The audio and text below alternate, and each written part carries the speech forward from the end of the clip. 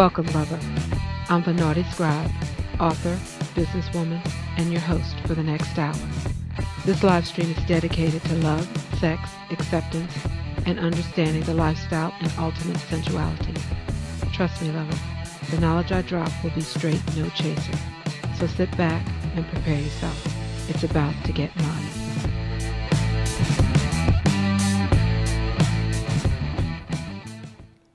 Welcome, lovers. You've tuned in to the Nyce and Naughtie Hour. Once again, I'm your host, the Naughtie Scribe.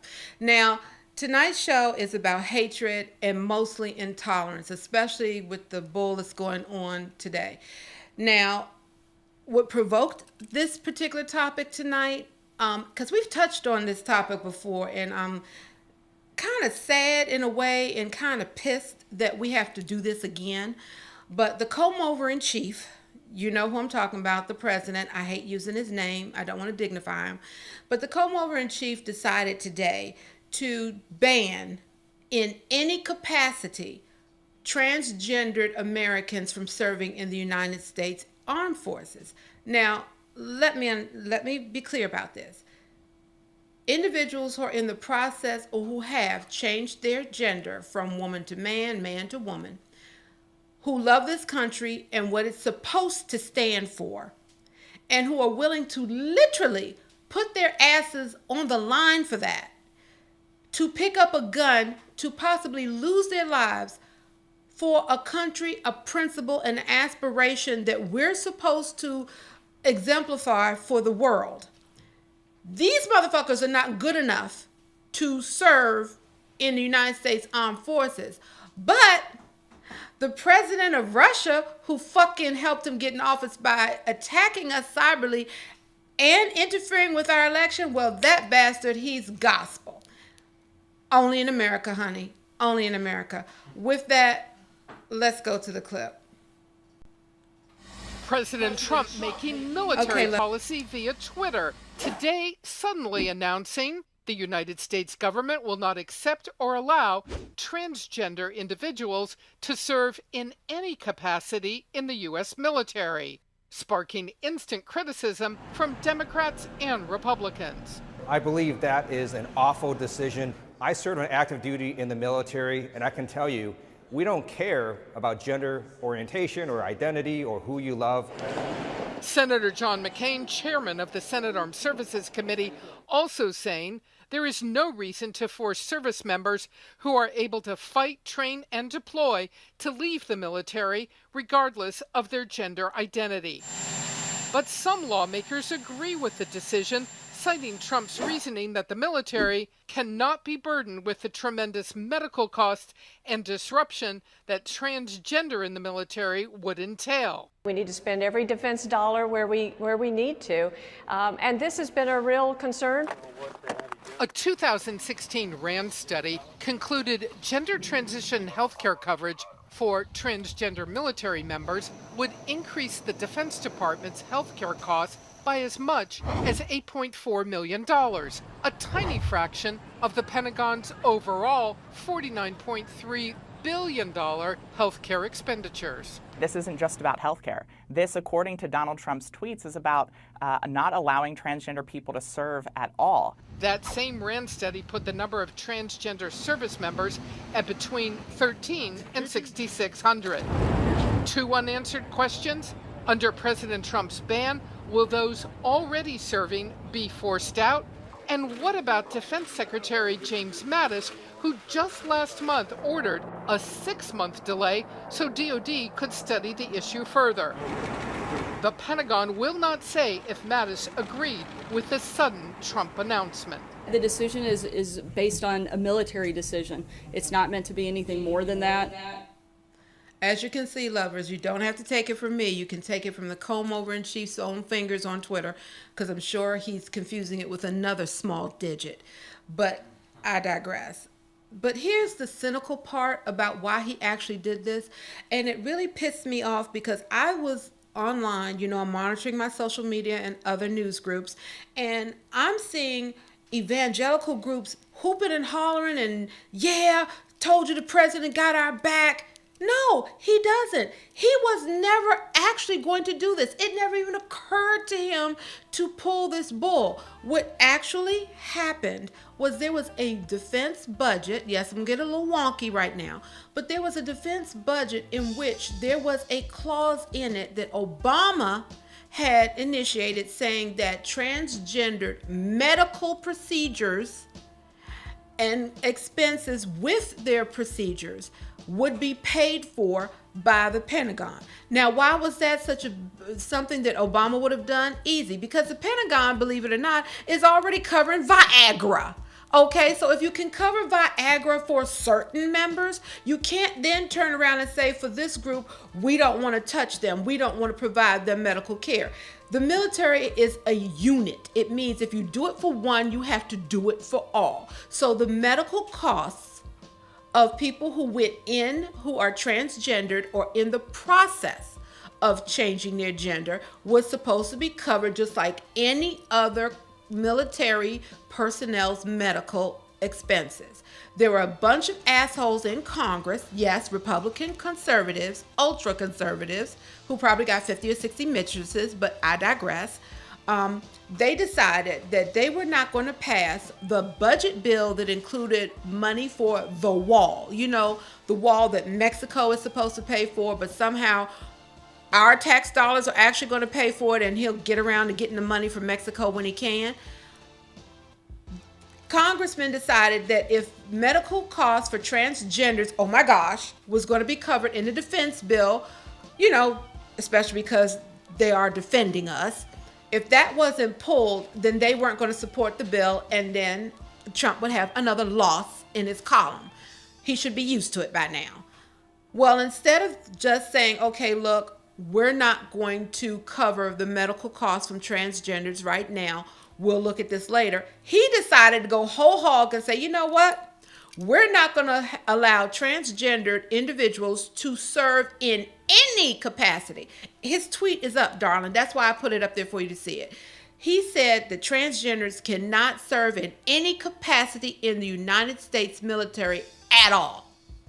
Now, mind you, homosexuals have the right to serve openly in the military, but if you change your gender, you can't serve in the military at all. And we currently have a little close. The last estimate I saw was just under 700,000 individuals who identify as transgender in the military right now, and I'm lowballing that figure. What happens to them? They're already there. They're in active duty. They're already being shot at. You mean to tell me that these people, those people with that kind of balls and courage, they can't be in the military? They can't serve out? They're going to have all their benefits and all their accomplishments stripped from them because Donald Trump wanted to keep a campaign promise about Mexico paying for a wall, which they're not going to pay for because he needs the money from us. And I guess the president of Mexico one day, maybe, possibly, after having too much tequila, might accidentally write out a check to us. I mean, that's the bullshit. That's why this mess just pisses me off. If he had done it because he truly has an issue with transgenders, I wouldn't agree with it, but I would understand it. If he had done it because he honestly and truly believed this was a national security risk, I wouldn't have agreed with it, but I would have understood it. The Come-Over-in-Chief didn't even tell the Pentagon, his generals, that he was doing this. They found out the same way we did. In fact, when reporters went to the Pentagon and said, hey, wait a minute, this new rule that you're banning transgenders from any capacity in the military whatsoever, can you tell us a little more about this? I can't make this shit up, lovers. They said, we didn't know anything about this. If you have any questions, take it to the White House.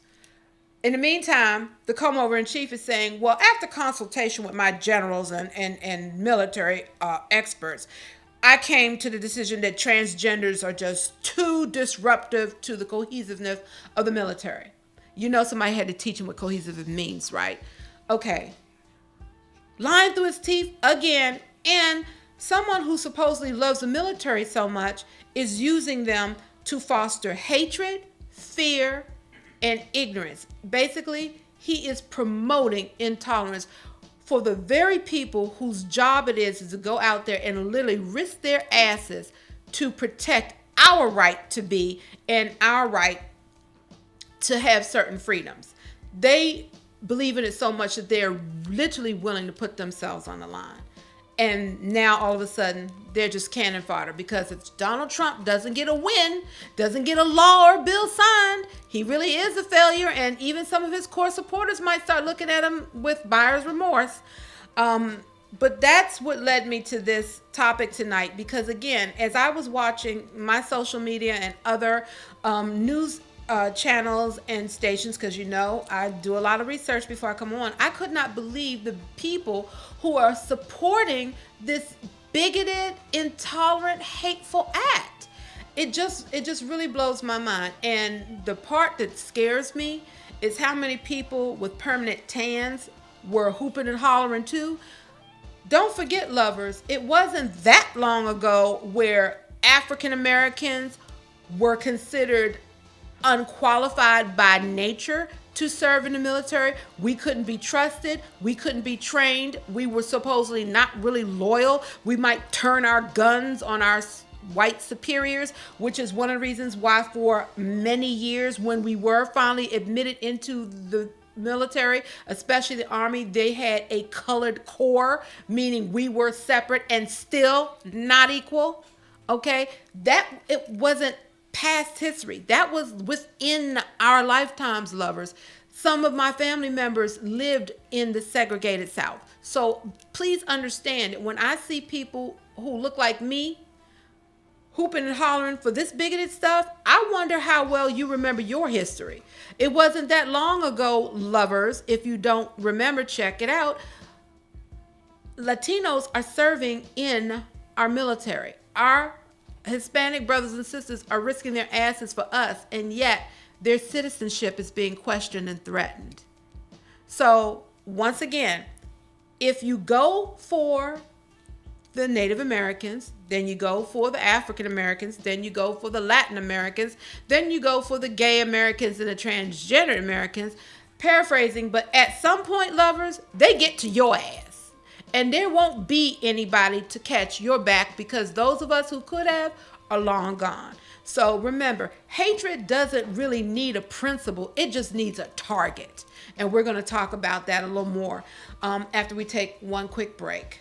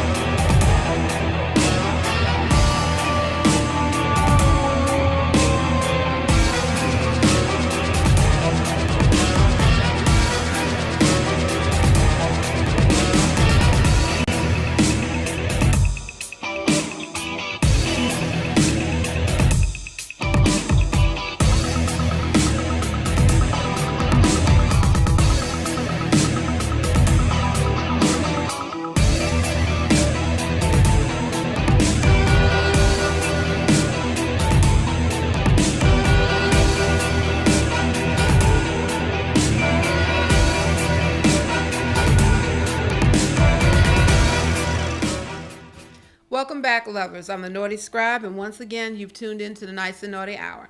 Now, as usual, I'm simulcasting on Facebook Live, and I always like to shout out my lovers who show me some support and who join in the conversation. So, Miss Chastity McDevitt, hey, baby. Miss Sharon Evans, hey, honey. And I need to quote Miss Sharon in just a second. And hey, Brian, that's my shark, Brian Mungold. Hey, baby. Nice to you guys to catch the show tonight. Sharon put in an excellent comment. She says, we're going backwards instead of forwards in this country. And I absolutely 100% agree with her, because it seems like right now we're in a time where those of us who've made some progress, we're still not equal to the quote unquote real Americans. But those of us who have made some progress as a race are seeing that progress being questioned, being pushed back on, and being stripped from us. But it's being done in such a callous and devious manner that we're supporting it. A lot of us are supporting it. Before I came in to the studio tonight, I was watching MSNBC, one of the channels I do watch along with others. But there was this young, articulate, educated Black Republican who is a diehard Trump supporter. And no matter what the counterpoint was, no matter what facts were brought up to him, he had an excuse why Donald Trump is doing great. Even though every honest to goodness fact says the opposite. He wants to say, well, if it weren't for the Democrats being obstructionists. How are Democrats being obstructionists? Republicans have the White House, they have the Congress, and they have a majority on the Supreme Court. Democrats don't have any powers. They just don't. So how are they obstructing anything? Because they're not kissing the ass of the comb-over in chief, because they're telling the Republicans, which I'm loving, I have to be honest, after all the bullshit they put Obama through, I am loving the fact that now the Republicans are sitting there and going, well, the Democrats won't put their name on this bullshit we're trying to get through. Hell no. They said, okay, you own this. And why does that matter? Because the Republicans won't be able to go back when people in their districts, when people in their states are hurt by the healthcare, especially the healthcare bills that they're trying to put through. When people, and a lot are coming to face this, when people realize that this insurance thing that they're doing doesn't just affect those people, meaning us, or people with an accent that they don't like, but it's going to affect your nana, your husband, your son, your daughter. Now it's like, wait a minute. I didn't know that, this was affecting me. I loved it when people in Kentucky finally realized that Connects, which is really Obamacare, is Obamacare. And that by stripping Obamacare, they have no more Connects, meaning the insurance through the exchanges and the extension of Medicare that they love so much, it's going to go bye-bye because McConnell is going to strip all that shit from them. Now suddenly wait a minute. I have diabetes. I have high blood pressure. I have this. I have that. What happens to my medication? I can't afford this if you take it away. Now suddenly, it's dawned on them that maybe they're affected too. And this is where we're going to get into the issue of hatred and intolerance.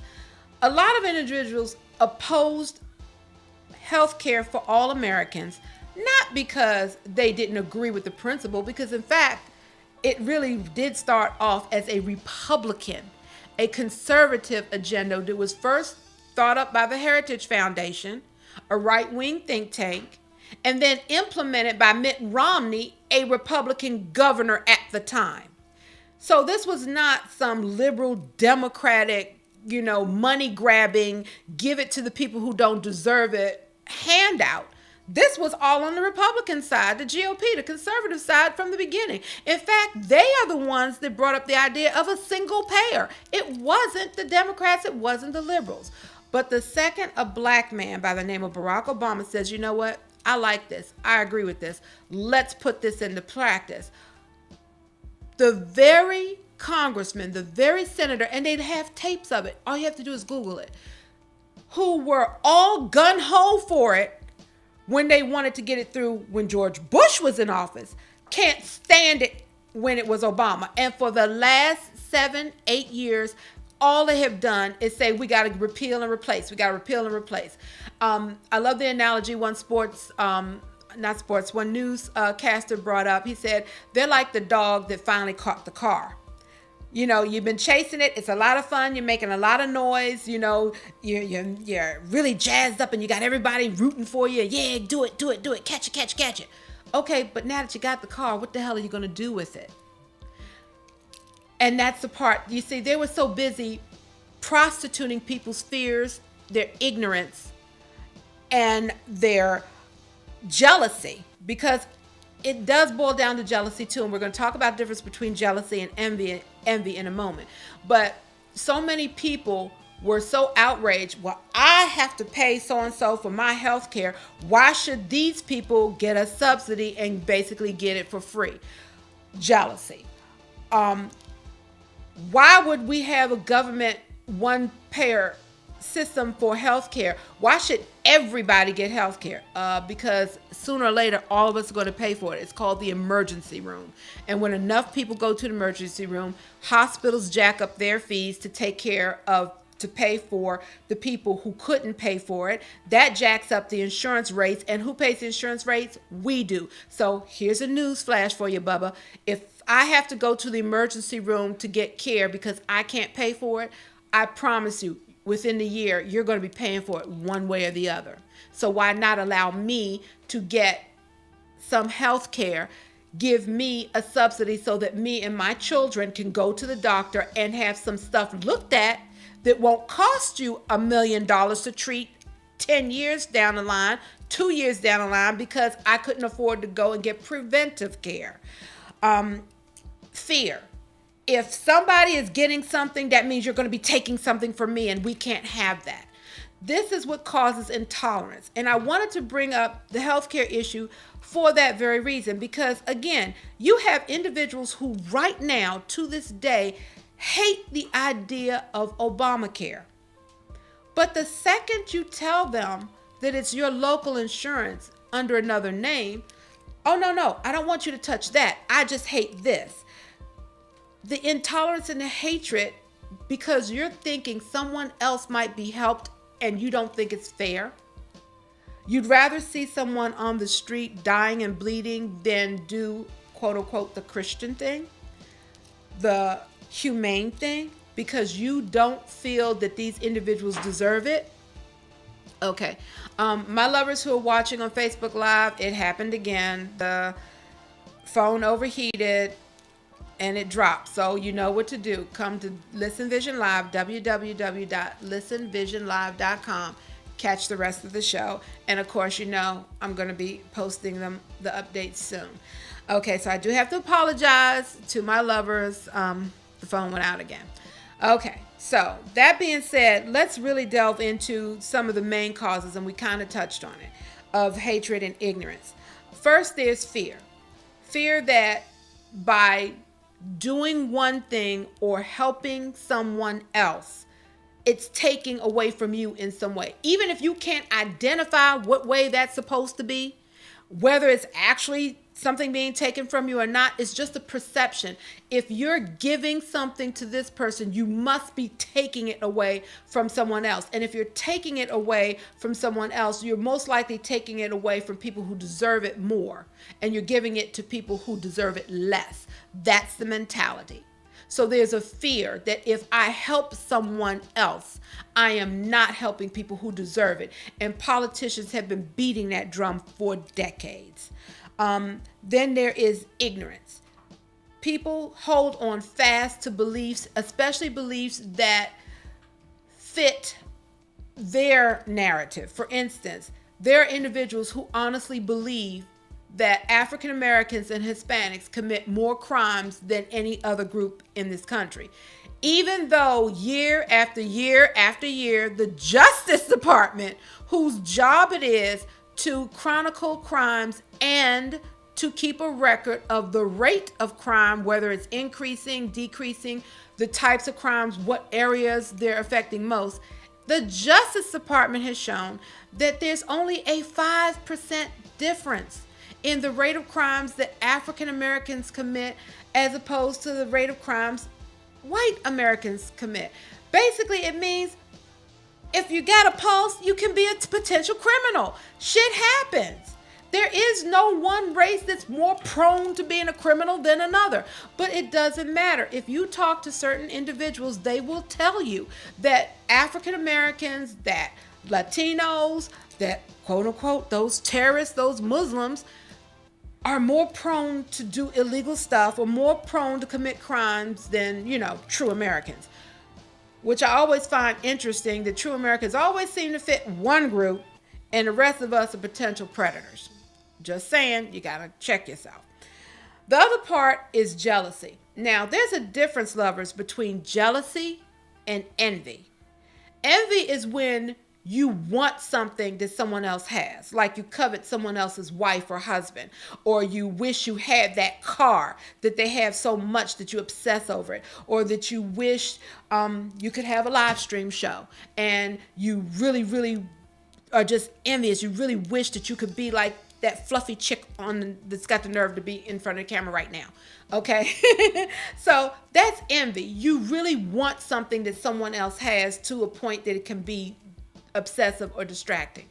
Jealousy, on the other hand, is its evil twin sister. Jealousy is hating someone for having it. So I might be envious that Jacob has a cool moped, but if I'm jealous, I don't want the moped because he has it. I don't think he has a right to have it. I think he got it by unfair means. I don't think he played by the rules. After all, I work hard. I have several gigs going on, and I can only afford the car that I have. He's got this souped up, levitating moped. What right does he have to have that? He hasn't paid his dues. He hasn't lived as long. He hasn't gone through what I have gone through. That's jealousy. Jealousy is literally hating on someone because of something they have that makes them happy, because you feel, for whatever reason, that you've played by a certain set of rules, and the happiness and the peace of mind in life you have not, you think you should have achieved, you have not. So therefore you're hating, you're projecting your anger and disappointment of yourself onto someone else. That's all jealousy is. But jealousy plays a large part in intolerance. And again, just look at the individuals who are whooping and hollering about transgenders not being able to serve in any capacity in the military. Think about it. I'm a fluffy girl, but clearly I'm a girl. Okay, and yes, I was born that way. I'm comfortable being a girl. If I were not comfortable being a fluffy girl and decided I want to be a thick teddy bear of a guy, and I go through what I need to go through, because I promise you, I have a friend that's going through it now. It's not easy. It's not something I would wish on anybody who doesn't truly have the devotion to go through all the pain, all the chemical changes, all the therapy, all the plastic surgery. I mean, it's not an easy thing to go through to get to where you feel you should have been born, or as you should have been born. But saying that, how the hell does that affect you? If I decide right now I want to grab a female who's willing off the street and go get a hotel room, how does that affect your marriage? How does that affect whether or not you sleep with your wife tonight? It doesn't. What it does is it makes individuals who feel that they can affect, and especially in a negative way, someone else's life. It makes them feel like they're in control of something. And if they're in control of something, then their lives are a little bit better than they thought they would be. We're going to talk a little bit more about that and some of the habits that hateful and intolerant people have. We come back from a quick break.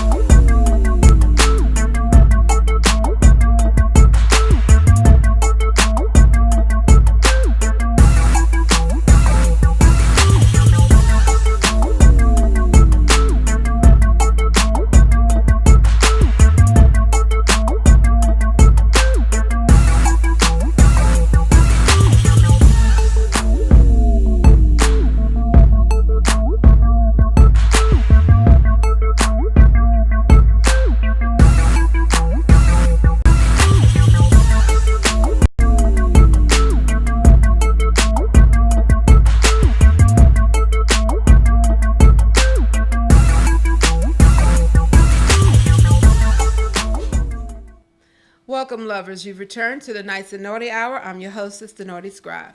And once again, for my lovers that were tuning in on Facebook Live, you know what happened. The camera overheated. It's hit or miss with this thing. I don't know what it is about the Facebook Live app. It does not like it all the time.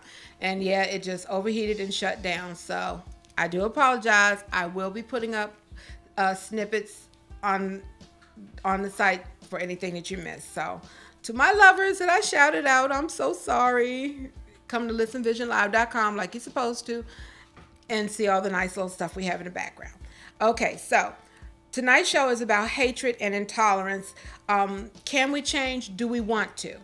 So again, let's understand 3 main ingredients in intolerance and hatred is jealousy, meaning you hate somebody for what they have that makes them happy because you feel that they have it undeservedly, where you may have followed certain rules all your life and you have not achieved the level of happiness that you think you should have.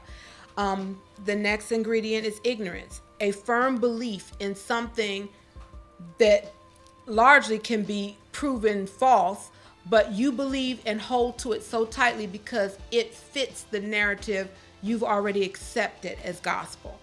And then, of course, there's fear of the unknown, fear that if something else is being helped, then it must mean that something is being or will be taken from you, and therefore it justifies you taking certain actions.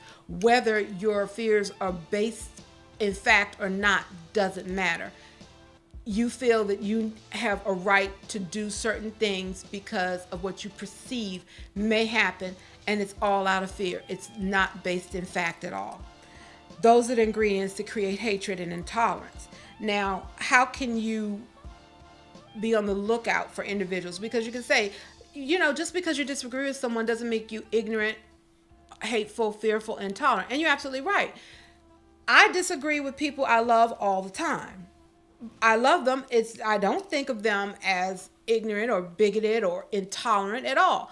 But intolerant and hateful people do have certain traits in common, and when you see a bunch of these traits, you can't keep saying they just have a disagreement with me. You have to really look at what they're doing and what they're saying.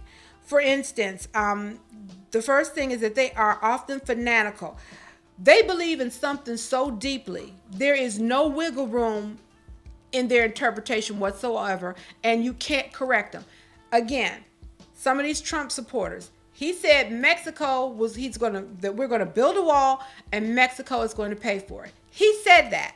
He said it repeatedly. So there are a bunch of Americans out here who really do believe that the Mexican government is going to cut us a check for billions of dollars to pay for a fence that keeps their people out of this country. Not only does that not make common sense, but think of this. During a press conference in Mexico with the Mexican president, when the issue was brought up, the Mexican president said, "We're not paying for no wall." That's what he said on the campaign trail. "We never agreed to this and we're not going to pay for it." When Trump left and kept saying, "Well, yeah, they'll pay for it." Well, he doesn't realize it right now. They'll pay for it. In every news article, every press report from Mexico, the president was on record repeatedly saying, "Your president is whack. We're not paying for your wall. It's not coming out of our budget. We're not doing it." Mexico is a sovereign nation. Unless he plans on invading them and taking over the government and stealing every dime they've got, Mexico decides whether or not they're going to pay for the wall or not, and they said they're not going to do it. Repeatedly, he was told they're not going to do it. So then what happens when Trump realizes that Mexico is not going to pay for the wall? He then changes his story and he says, "Well, we're going to pay for it with taxpayers' dollars, billions of taxpayers' dollars, and Mexico will reimburse us." No, they're not. They're not going to give us any money for the wall. But die-hard Trump supporters, honest to goodness, believe that he's going to get Mexico to pay for it. So then he said, "Well, they're not actually going to reimburse us with a check, but once we put some tariffs on them and some regulations on their goods and whatnot, we're going to get the money from them by force, whether they like it or not. They're going to end up paying for the wall because we're going to put all these things on them that in order to do business with us, they're going to have to pay through the nose, and we're going to take that money and we're going to reimburse the U.S. citizens for paying for the wall." Remember, the wall that we weren't supposed to be paying for at all. Here's the problem with that, and every economist has told him this, which is why you don't hear him say this one that often. If you put tariffs on Mexico, businesses will leave in droves from the United States to cross the border. Why? Because the imports that are coming in from Mexico that are helping some American businesses are cheap. And if you put tariffs on those products and those supplies and the produce and the workers, if you put tariffs on all of that, it means that the businesses in America who are purchasing these things have to increase their prices here, which means they won't be competitive, because if I have to pay $50 more for a TV supposedly made in America as opposed to paying for, I don't know, a Toshiba, which is half that price, and I'm living on a budget, yeah, buy America, but I need to put American money in my pocket, I'm buying a Toshiba. So the Department of Commerce told him, hey, look, you do this, these companies, to stay competitive, are going to leave the country, which means even fewer jobs are going to be here because you decided to try and force Mexico to pay for this wall. So lovers, even though facts are against him, even though the Mexican president has told him, no, it's not going to happen, even though our Commerce Department has told him, if you do this, this is what's going to happen, which is why it's not likely going to happen, die-hard Trump supporters still believe and chant that we're going to build a wall and Mexico's going to pay for it. That is what you call fanatical, that no matter what you're told, once you believe in something, you believe it so wholeheartedly, so deeply, that nothing anyone can say, no proof anyone can give you, is going to change your mind until it literally blows up in your face. And then you're stunned because you didn't think this was going to happen. This wasn't supposed to happen. This is not what we were told was going to happen. You were told the truth. It's like, I hate using this example, but it's the best one that I can think of. It's like a terminally ill person being told how much time they have left to live. And then a snake oil salesman who wants to get their money says, hey, don't listen to your doctor who's been treating you for decades, who has delivered every child in your family, who knows your medical history better than anyone else. Don't listen to him. I have these pills that are not only going to make you feel good, but will give you more time than he's telling you, that you'll live a long, natural life and you don't have to worry about it.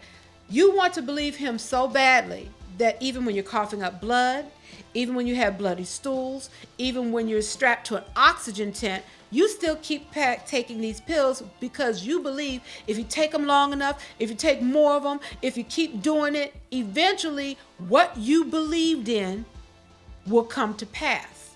Of course, it doesn't happen. And when you finally have to face the truth that it's not going to happen, that you were taken, it's too late. There's time that you could have spent with family. There's time you could have spent getting your affairs in order. There's time that you could have spent investing that money in something else instead of wasting it on a con artist that doesn't give a damn. He's got what he wants and he's gone, and you're left to pick up the pieces. So someone who is intolerant and hateful, they will hold on to a belief, whether it's certain people commit more crimes, whether it's certain genders aren't as smart or physically capable, whether a certain race is superior to another. Once they have that idea in their head, and it's usually something that suits their purpose, but once they clam onto it, they will not let it go. They have a fanatical belief in it. The next thing is that they're usually very psychologically rigid, which means they see things a certain way. And it's usually a certain way that's been helpful to them. For instance, if you learn that if you go a certain speed through a yellow light, even if it turns red, you won't get caught by the camera. You've done it, it works. Doesn't mean it's right, but you've done it, it works. So every time you get to a light, you do the same thing over and over and over and over and over and over and over again. Because you believe that because it worked for you one time, it will work for you all the time. That is how someone who is intolerant looks at life. If you caught someone, you own a store, for instance, and you caught someone of color stealing from your store, it may not matter that that person was poor. It may not matter that that person was starving. It may not matter that that person was raised better than that. You have a belief that certain people are criminals. Now you have caught a young African American or Latino in your store who was shoplifting a bag of chips. Okay? You now have verification that your beliefs are true because one African American came into your store and tried to steal something. So now you use that as justification to say and to prove that all African Americans are disposed to being criminals. So it doesn't matter if somebody who's driving a BMW, who's been to Harvard Law School, who works for Catholic Charities, walks into your store, you're going to have him followed. You're going to have cameras on him, even though he's probably got more money in his pocket than your whole store is worth. You have determined, because of one act that bared out your preconceived notion, that it applies to everybody, and so you treat everybody that way. The next thing is they're know-it-alls. Not that they know everything, know-it-alls, but that there's one part of their lives that they know without any question to be true or to be a certain way. You have to pay taxes and you die. Those are two things you have to do in life. You're born, you pay taxes, and you die. Okay. You believe that. Because you believe that, there's no wiggle room. So if someone came to you and said, hey, medical science has a breakthrough, you can live forever. No, you can't live forever. You're born, you pay taxes, you die. That's the way it is. That's the way it's always going to be. There's no questioning it. So it's very black and white. There is no gray area. There is no adjustments. It is what it is. And I believe that so long, there's no way that's going to change. So you have to understand that, again, they know it all. They're not know-it-alls is that they know everything. It's just that a certain fact of their life is proven out. And no matter what you do or say, you ain't going to change that. Another thing, they're terrible listeners, but that's no big surprise. Most intolerant people are so firm in their belief that they can't hear anybody else, especially if you're contradicting what they believe. Most intolerant people are control freaks. And they usually are in relationships where, especially if they're successful relationships, they're usually in relationships with individuals who are submissive or obey what they tell them. Why is this important? Because if you're obedient and submissive, you don't challenge them. You don't question their beliefs. So, for instance, if you have a submissive partner and you tell that partner, I don't want those people in my house. I don't care if you're friends with them. I don't want those people in my house because they're thieves. Okay, fine. If you are with a strong-willed person who has a strong sense of self and worth, she's going to challenge you. Wait a minute, I pay half this mortgage. They're my friends. This person is not a thief. I don't care how you feel. They're welcome in my home. That's not the type of person an intolerant person wants to be around. They want someone who either shares their beliefs or their ignorance, or they want somebody who won't challenge them. And you can tell that by their relationships. They also don't like to leave things to chance. They're not real impulsive people. They need to micromanage everything. Why? Because they feel if they don't have control over everything, something bad is going to happen. So they have to control every aspect. But it's not just every aspect of their lives. It's every aspect of their lives and other people that they feel they have a right to control. And the last thing that I thought was more prophetic than anything else is, deep down, intolerant people really are jealous people. It's not that there's a difference between jealousy and envy. They don't necessarily want what you have. They don't like the fact that you are happy because they feel, for whatever reason, you as a sexual group, you as a ethnic group, you as a class group, that you have something, you have a measure of happiness due to something that you don't deserve. If you are African American or Latino and you have a really good paying job and you're driving a nice car, they're driving a beat up truck, they're living in a inexpensive home, they don't say, what choices did I do? What choices did I make that led me to this? What they say is, you don't deserve it. It must have been affirmative action. You wouldn't have gotten this on your own merit. You didn't play by the rules. You cheated somehow because that's the only way you could be doing better than me. So they're very jealous. They're very hateful people because of someone else's happiness. They never, and this goes back to our comb-over-in-chief, they never take accountability for the decisions that they made that led them to where they are. It's always somebody else's fault, and someone else has something that they don't deserve. Now, real quick, we're going to go into how to be more tolerant. If any of the things that we talked about tonight are striking a bell with you and you honestly don't like that, there are a few things. First of all, just be respectful. The golden rule: treat people the way you want to be treated. Doesn't mean you have to marry them, doesn't mean you have to invite them to your home, but if you wouldn't want someone assuming the worst of you without giving you a chance first, don't assume the worst of someone else. Give them a chance. Sometimes you might be right in your negative assumptions, but more often than not, you won't be, and you'll be pleasantly surprised. So give somebody a chance. Be respectful of someone else's point of view. They come from a different background than you do, and so their experiences are different. Doesn't mean that you have to agree with everything they say, but you do need to give their thoughts and feelings value, just like you want someone to do for you. Another thing is seek diversity. This is my favorite because my lovers, those who know me personally, knows my eclectic group of friends. I literally have everyone from white to literally blue, black, African. And we have fun joking and laughing with each other and love each other's food. Because I'm going to tell you something. Until you've had Mediterranean chicken and biscuits, you have not lived, okay? But that being said, if you just step out of your comfort zone, even take little steps like go to a different restaurant, an ethnic restaurant, go to a cultural fair or an embassy, learn a little something more about religion. One thing I did is I checked out the Jewish religion. I checked out the Muslim religion, even though I'm Christian, and no, I'm not Catholic, but I am Christian. And this was years ago. And one thing I found out, there are a lot of damn similarities in each one of our tomes. I mean, a lot. So much so that I literally do start to believe in the theory that all the religions actually started as one religion and kind of broke off tribally, which explains the subtle differences. Another thing you want to do, avoid irresponsible media and fake facts, or as the Comorbid she says, fake news.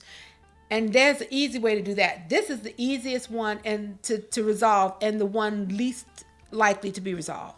If someone tells you that the Naughty Scribe is a serial killer and you don't like the Naughty Scribe, so you want to believe she's a serial killer, you might want to Google Naughty Scribe and serial killer and see what pops up. If you don't see me doing the perp walk, if you don't see me in court, if you don't see a bunch of people saying, yeah, she lured me to her house and then 2 minutes later she was having this really delicious beef stew and you couldn't find me, if you don't see anything like that after you've done a lot of Google searches, Yahoo, or whatever your search engine of choice is, it might not be true. And if you can't bear it out by facts, you shouldn't be spreading it, you shouldn't be believing it, and you damn sure shouldn't be acting on it. Just like this ignorant asshole that went to the Republican softball practice and shot up a bunch of innocent people because Bernie Sanders didn't get to be president of the United States. And I'm going to tell you something on that one. I know I'm going to get a lot of Hillary haters, and I was supporting Hillary, so I'm saying this in all honesty. I find it interesting that he went to shoot up Republicans, but it was Hillary that bumped Bernie out of the primary. I'm just saying. He didn't go to the Democratic Party and start shooting up nobody. He went to the Republican side. So I'm having questions about this being all about Bernie versus Donald. Just saying. With that, lovers, we've reached that magic hour. Again, I apologize to those of you who are watching on Facebook Live. I will post a few clips on tonight. That's going to be a wrap. So remember, lovers, if you don't do anything, if you don't take anything from this broadcast tonight, just remember the golden rule. It doesn't matter whether you're Christian, Muslim, Hindu, Jew, whatever, atheist. It applies to everybody. Treat people the way you want to be treated. I'm telling you, lovers, so much drama, so much intolerance, so much hatred would just stop. Not all of it, but a good portion of it would stop if we would just take the time to try and get to know each other a little better. And if nothing else, stay in our damn lane. Mind our own business. That helps a lot too. Okay, with that, lovers, it's been a good night. It's a wrap. Remember, life's nicer when it's naughty. Good night.